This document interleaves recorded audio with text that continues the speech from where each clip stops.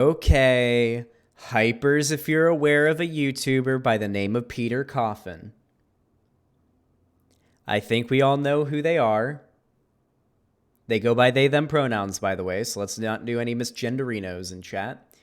We all know who Peter Coffin is. I don't think I need to give an introduction. We all know. So, this may surprise you, but me and Peter Coffin, while I wouldn't go as far as to say we were friends, because I think to call someone a friend sort of requires a bit more camaraderie than the level that we had, I was certainly an acquaintance of Peter Coffin to a degree.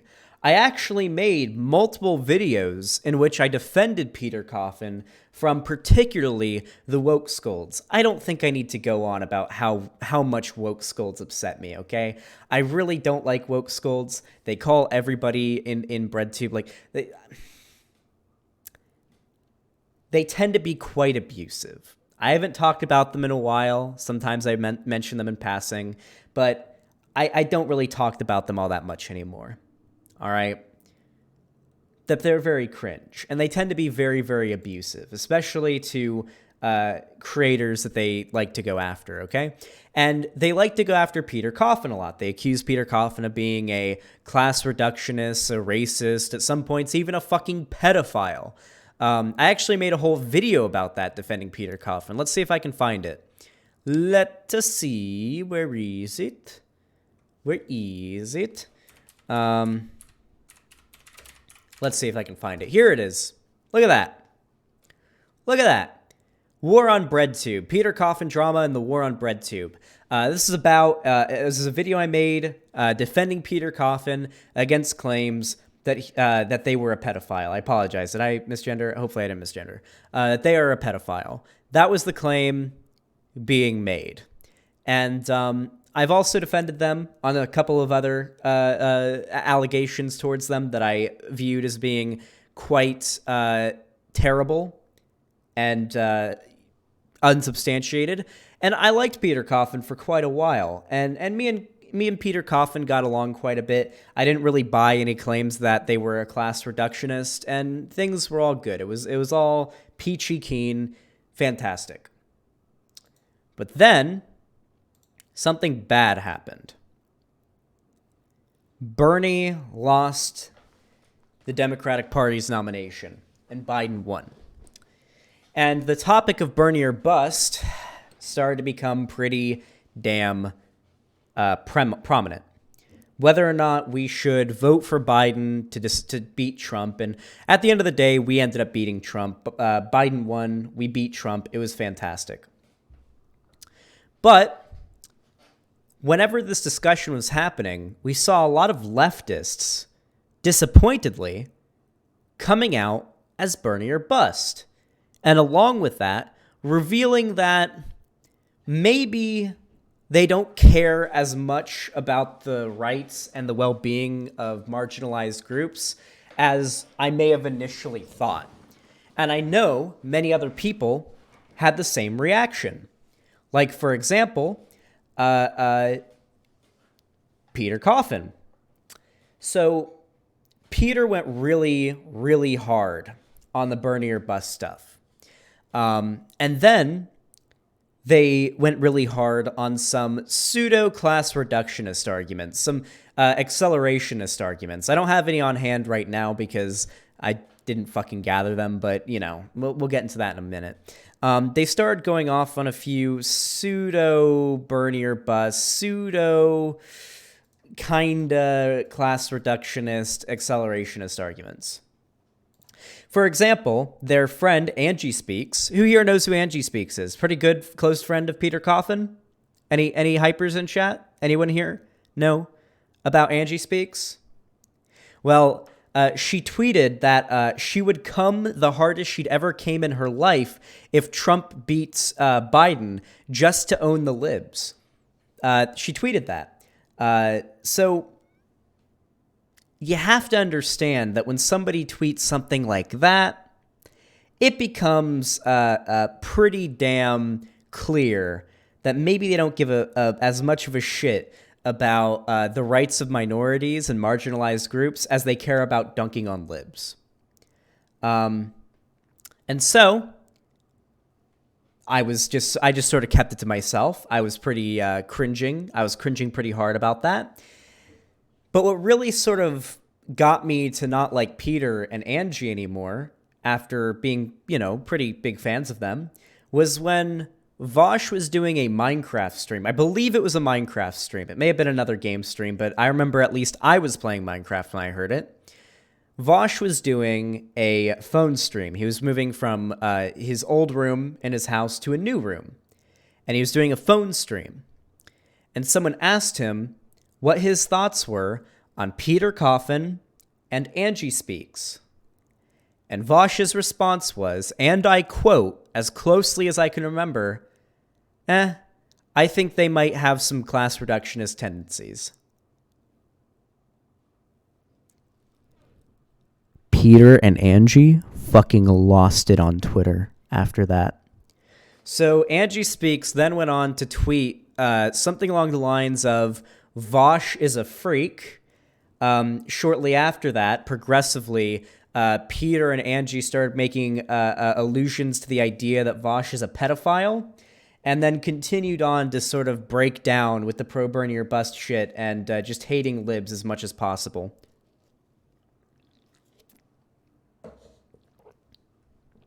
Now, after that, Peter Coffin and Angie sort of became laughing stocks in leftist spaces because, you know how it is, right? If you're sort of a dumb fuck class reductionist, or at least bordering that, then you're going to get shit for it. But I guess it's kind of been wearing down on them because they tweeted, Peter Coffin is out of patience. By the way, I'm blocked by Peter Coffin. I had to go into incognito mode to open this up. I've literally never said anything like derogatory towards Peter.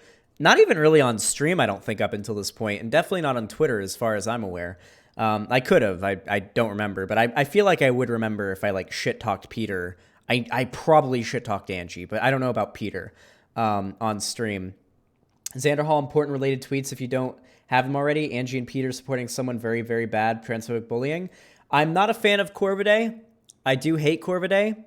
But this is actually pretty good. I will support Corvidae on spreading this around. Yeah, who's aware of Kelly Zahos? So Kelly Zahos is a friend of Peter's. This was one of the first...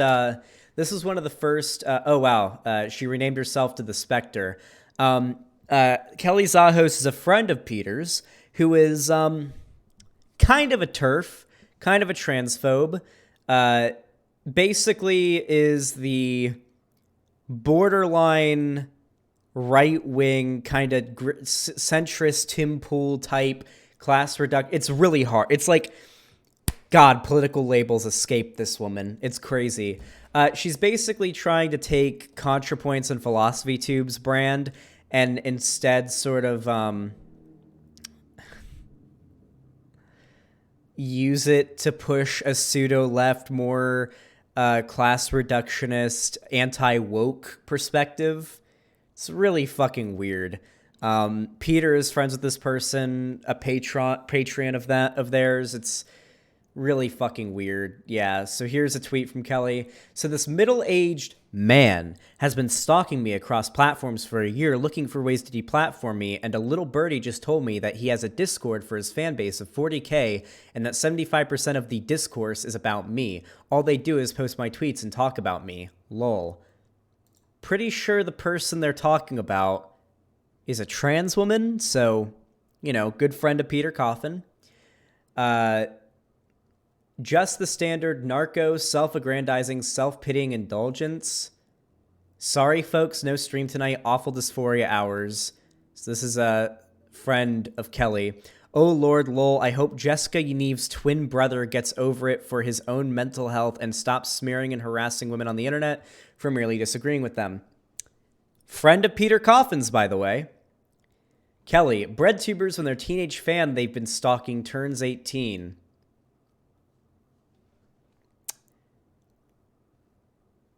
Friend of Peter Coffin, by the way. Curio, the bullying victim, is non-binary, and another relating tweet to look at. Oh, God, you guys are just hitting me up. Thank you.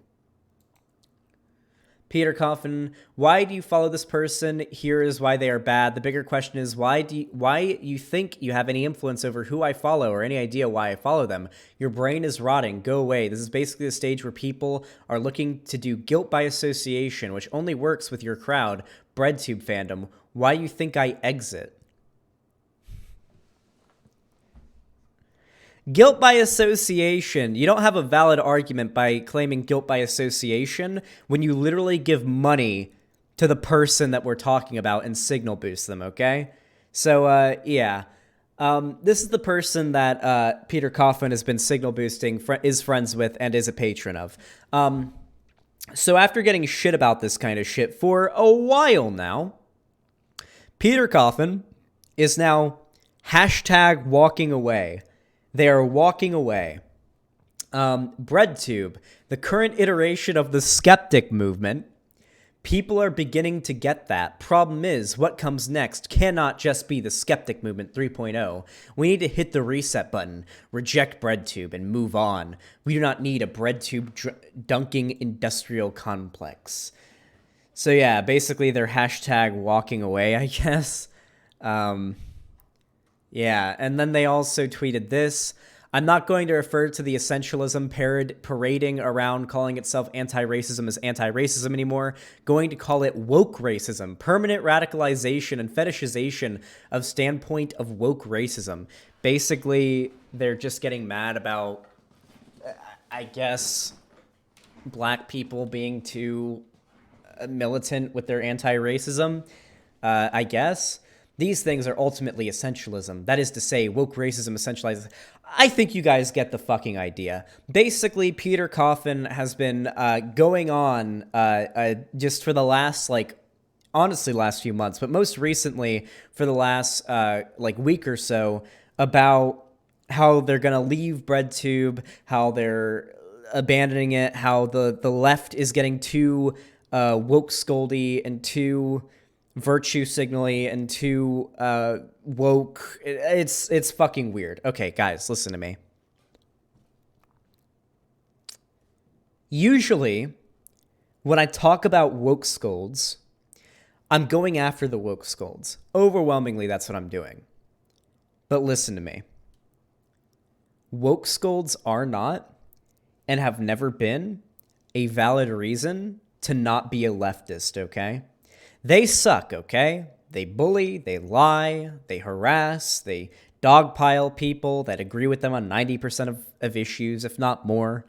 And they make the left look really bad, all right? But they are not the end of the world. And notice how, and I guarantee, me and Vosh have gotten more shit from woke scolds than Peter Coffin has, okay? And you don't see me or Vosh hashtag walking away from the left or hashtag walking away from BreadTube or fucking platforming, signal boosting, and giving money to TERFs. It doesn't happen.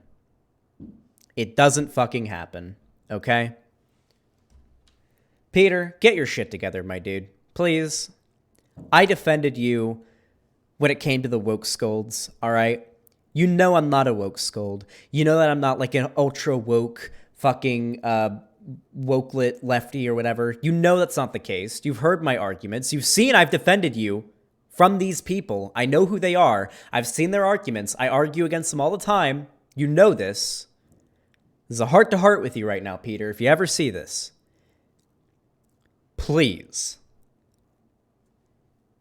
stop. Just stop. Okay? It's time to stop, okay? No more. This right here is cringe. You are posting cringe, Peter. And you just need to stop.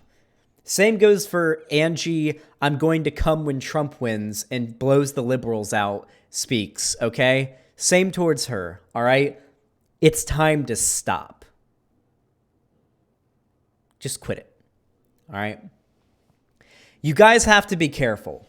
You really do. Don't let hatred for woke scolds or tankies or whatever push you from the left. It should make you more left. It should make you, at the very least, want to convert those people, or hell, even just excise them from your communities to make the left stronger. Don't let them push you out of the left. That is weak. It is weak to let woke scolds and other undesirable groups in the left make you leave the left, okay? That makes you weak. It makes you fucking weak. Anyway, if you enjoyed this video, please leave a like. I appreciate it a lot. If you want to see more from me, drop a sub, ring that bell icon, because for some fucking reason, YouTube doesn't think that hitting the sub button is enough to notify you when I go live or when I'm streaming. So ring the bell. It's 1 click away. Or actually it might be 2, because you have to click the bell and you have to click the, yeah, 2 clicks away. Just do it. Come on. On top of that, there's a link to my Discord down in the description. You can join that. It's a very fun time there. Very good. We got over 5,000 members. Sometimes I hang out in there. You get notifications when I go live just in case YouTube fails. You can talk to other people. We got voice chats. We got text chats. We got all sorts of cool shit. Really fun community. It's a fantastic time. Trans friendly. Just friendly to everybody, honestly. It's a very friendly place, except for white people. White people, no one likes white people there, which is okay, though, because I'm black. So, you know, yeah. Anyway. I'm just kidding. If you have any spare money sitting around and you're not using it for anything else, you want to support me, you can also become a member on the channel. It's always appreciated. You can also sub to me on Patreon. That's also appreciated. And of course, if I'm live, you can always come to my website chat and donate or subscribe there, and you get a special colored name and special emotes, and I'll even read off your thing. I do appreciate it a lot. Thank you for watching, and have a good one.